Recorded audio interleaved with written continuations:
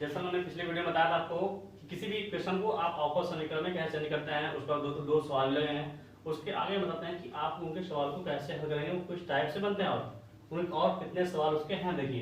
क्योंकि हम जानते हैं कि मुझे जो सवाल लगाना है वो ए से लेकर जेड तक बनाना, लेकिन पहले आप उसको तरीके समझ जाइए, उसको कैसे लगाना होता है, कैसे उसको हर क्वेश्चन को हल करना होता है, उनमें क्या तरीका होता है। जैसे अधिक हम सवालों को लगाएं क्योंकि हम एक से लेकर लास्ट तक सभी सवाल को लगाने वाले हैं, लेकिन पहले उनके बारे में थोड़ा समझ लेते हैं। ठीक है, देखिए जैसे हमारा मान लीजिए ऐसे कोई इक्वेशन y बराबर e पावर mx, ऐसे कोई इक्वेशन दिया गया है।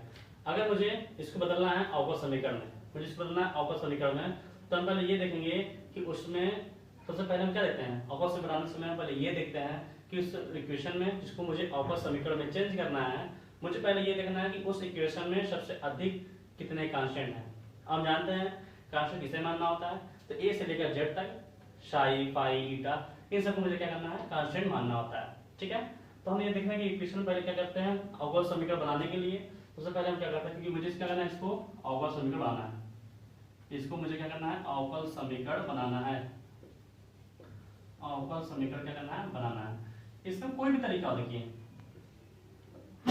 कोई भी क्वेश्चन आएगा, सबका तरीका देखिए एक ही है। वो क्या है, हम आपको बता रहे हैं, जो सब ना सिंपल तरीका है वो ये है।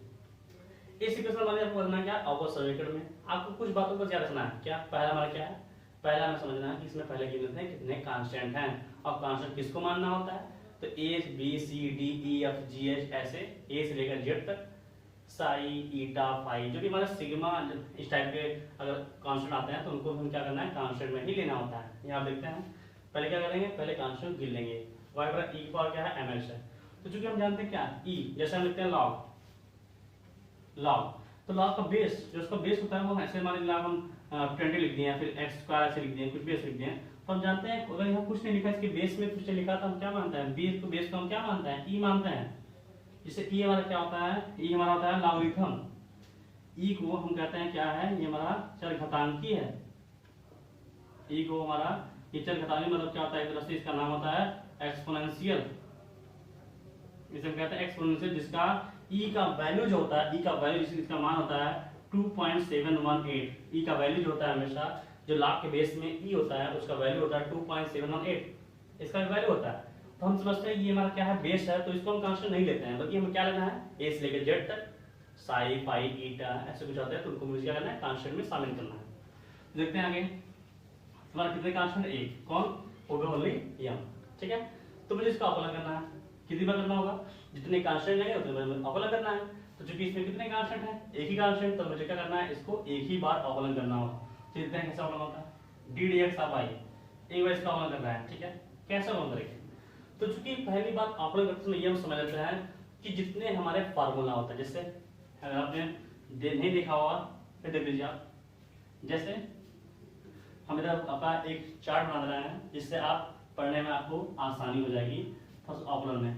तो इस साइड हम उस फंडामेंटल लिखेंगे जिसका मुझे अवकलन निकालना है, और इस साइड जो उसको हम लिखेंगे वो उसका अवकलन कहलाएगा। तो मान लीजिए हमारा ये हमारा फंक्शन है, जो भी लिखे फंक्शन से मुझे अवकलन करना है, और यहाँ पे क्या होगा, अवकलन करने के बाद आएगा। ठीक है, जैसे हमारा मान लीजिए आ गया e के पावर x, तो e के पावर x का अवकलन क्या होता है, e के पावर x होता है log x बेस e हो, अगर मुझे जिसका अवकलन बताना होता है, इसका अवकलन कितना होता है 1/x।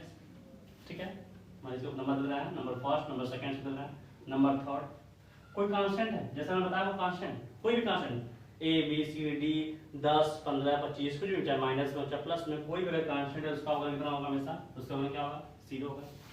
चौथी बात, जैसे x power n, x power n क्या है हमारा, तो n जो हम देख रहे हैं यहाँ पर, ये हमारा क्या होता है, कांस्टेंट होता है। ठीक है, कांस्टेंट ये माइनस में हो सकता है, प्लस में भी हो सकता है, बटे में भी आ सकता है, कुछ किसी चीज में हो सकता है। तो x पावर n इसका मुझे अवकलन करना होता है, तो हमेशा x के हाथ में चाहे 1 हो, चाहे 2 हो, चाहे बटे हो, चाहे माइनस हो, चाहे प्लस हो, कुछ भी होता है, हमेशा उसको हम x पावर n में ही बैठाते हैं। और x पावर n का अवकलन होता है कैसे, तो उसमें जो भी उसके ऊपर जो घात लिखा होता है, जो भी उसके ऊपर घात लिखा होगा वो पहले चला आएगा, और हमेशा घात में से 1 घटा देंगे। जैसे इसका एग्जांपल समझ लेते हैं, इस वाले का एग्जांपल समझ लेते हैं। मान लीजिए इसका एग्जांपल समझ, जैसे मैंने ऐसे लिखा गया है x3, तो मुझे इसका अवकलन करना है, तो x का एक घात हम बता रहे हैं पहले से ही कि आपको x के घात में चाहे 1 हो, चाहे 2 हो, चाहे 3 हो, कोई भी कांस्टेंट, चाहे बटे में हो, चाहे माइनस में, कुछ भी हो, आपको बैठाना किसमें है, हमेशा x पावर n में। मतलब कि इसका अवकलन करना है। तो अवकलन करने का सिंपल तरीका ये है, किसी भी x वाले पावर में अगर उसका आपको अवकलन करना है तो उसका सबसे सिंपल तरीका ये है कि चाहे x के पावर में चाहे जो भी अंक हो, पावर वाले को पहले लाइए और पावर में से क्या करना, एक घटा देंगे। जैसे यहाँ पावर में क्या है, 3 है, 3 को पहला देंगे और 3 में से क्या करेंगे, घटा देना, बचेगा 2। ये इसका अवकलन है। ठीक है। 5वां sin x है, तो sin x क्या होता है, अवकलन होता है हमारा cos x। ठीक है। 6 नंबर मान लीजिए cos x है, इसका अवकलन क्या होता है, इसका अवकलन होता है माइनस sin x। इसका नंबर क्या होता है, हमारा tan x, इसका अवकलन क्या होता है, sec स्क्वायर x। ठीक है। 8 नंबर cot x, इसका अवकलन क्या होता है, माइनस cosec स्क्वायर x। ठीक है। 9 नंबर हमारा sec x है, तो sec x का अवकलन क्या होता है, sec x tan x, sec x tan x। 10 number हमारा मान लीजिए cosec x है, cosec x, इसका अवकलन कितना होता है, minus cosec x cot x। ये सब इसके क्या होता है, अवकलन होता है। ठीक है। अब मुझे अगर इनको छोड़कर इनके और फॉर्मूला है, आप देख लीजिएगा, नहीं हम फिर बता रहे हैं, फिर से बता रहे हैं आपको। अगर आपको अवकलन में समाकलन में दिक्कत है तो आप जरूर से जरूर कमेंट में, आपके जो ग्रुप है उसमें आप जरूर ये बात अपने प्रॉब्लम को शेयर करिए कि हमको अवकलन समाकलन में पढ़ने में दिक्कत हो रही है। जैसे हम आपके लिए अवकलन समाकलन के लिए ओनली फॉर अवकलन डिफरेंशियल और इंटीग्रेशन, मतलब अवकलन और समाकलन के लिए हम अलग से 2-3 क्लास ला सकें, जिससे आपको मैथ थर्ड जो बेसिक लेवल की मैथ है उसको आपको पढ़ने में सुविधा हो और आपको पढ़ने में बहुत इंटरेस्टिंग और मजा आए। इसलिए आपको जितना उसको बता दें तोड़ बताएंगे हम, ऐसा आपको कोई भी सॉल्यूशन नहीं होगा जो आपको समझ में नहीं आएगा। और मेरी गारंटी है ये कि आपको पूरा मैथ का A to Z तक पूरे सवाल आएंगे, लेकिन थोड़ा सा आपको मेहनत करना होगा तब। ठीक है।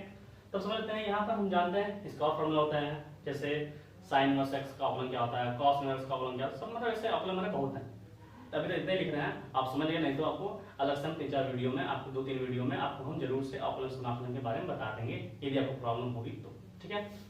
अब यहाँ समझते हैं कि हम इन सब का अवकलन कैसे करना है, क्योंकि मुझे अवकल समीकरण कैसे करना होता है, अवकल समीकरण में मुझे अवकलन कैसे करना है, तो मुझे ऐसी तरह करना है कि हमें कांस्टेंट देखा 1 m दिखा तो मुझे एक बार अवकलन करना है। अब दिक्कत नहीं, इसको हम अवकलन करेंगे कैसे, प्रॉब्लम इस बात को भी कि इसको अवकलन कैसे करेंगे, तो करते कैसे हैं, तो हम ये बात देखेंगे मतलब अवकलन क्या होता है, सब फार्मूला होता है।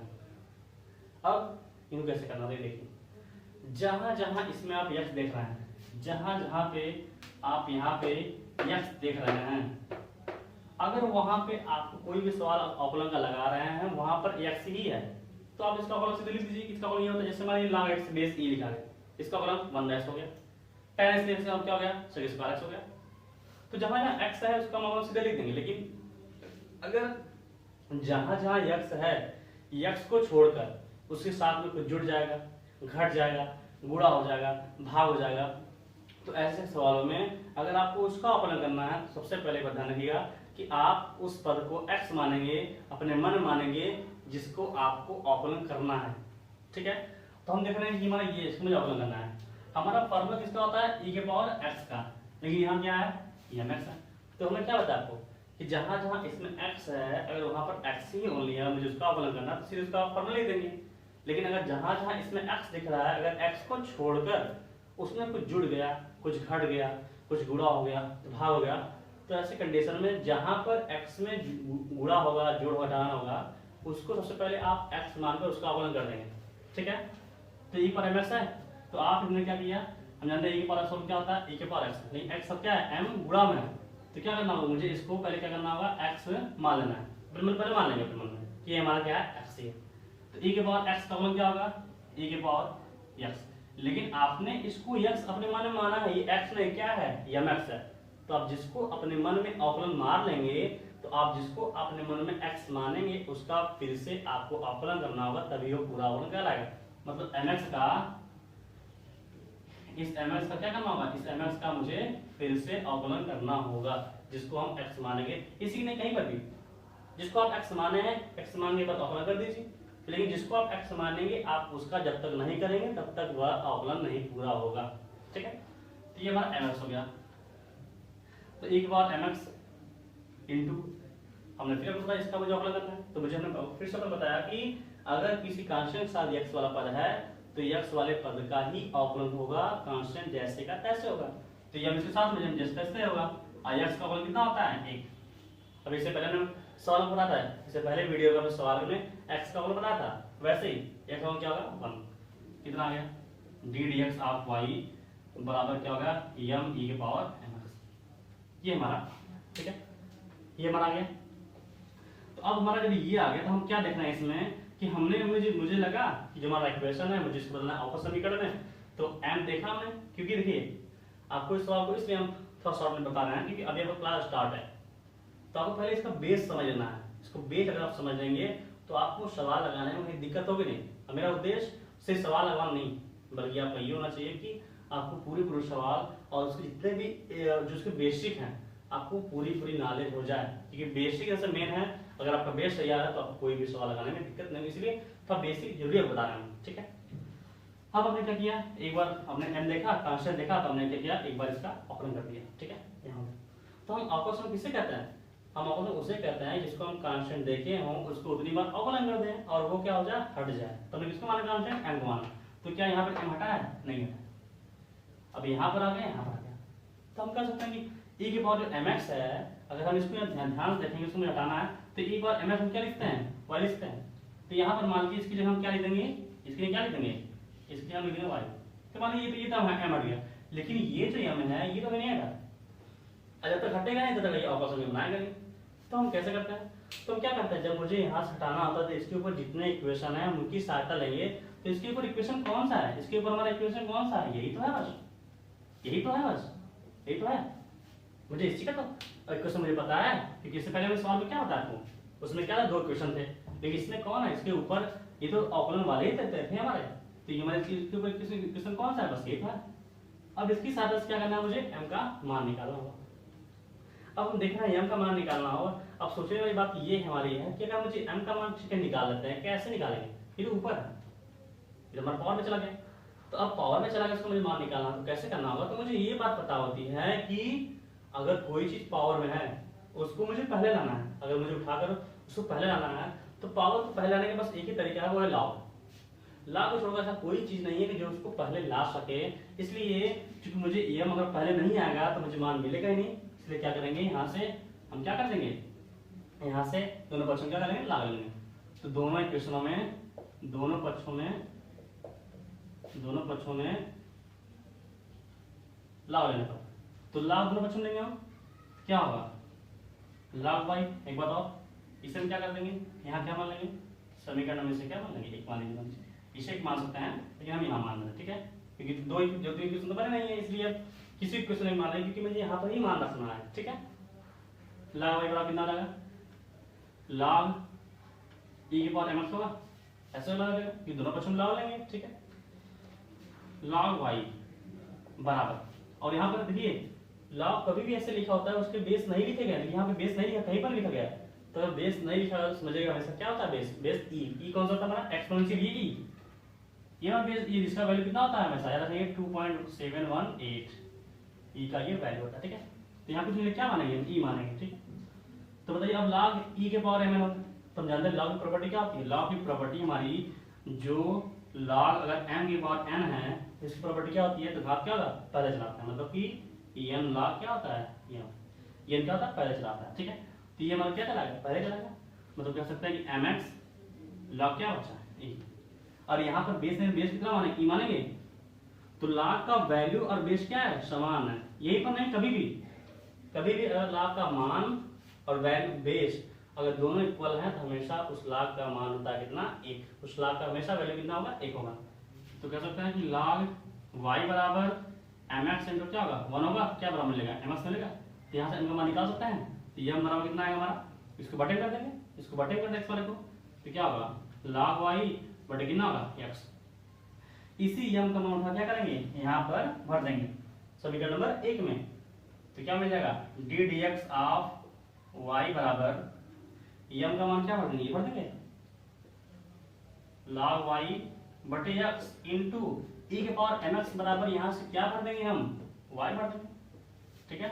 तो कह सकते हैं कि d dx ऑफ y बराबर से लिख दें इसको हम तो y पहले सकते हैं, तो कह सकते हैं y बटे x log y। बेस क्या होगा हमारा, बेस आगे क्या बनेंगे, ई बनेंगे।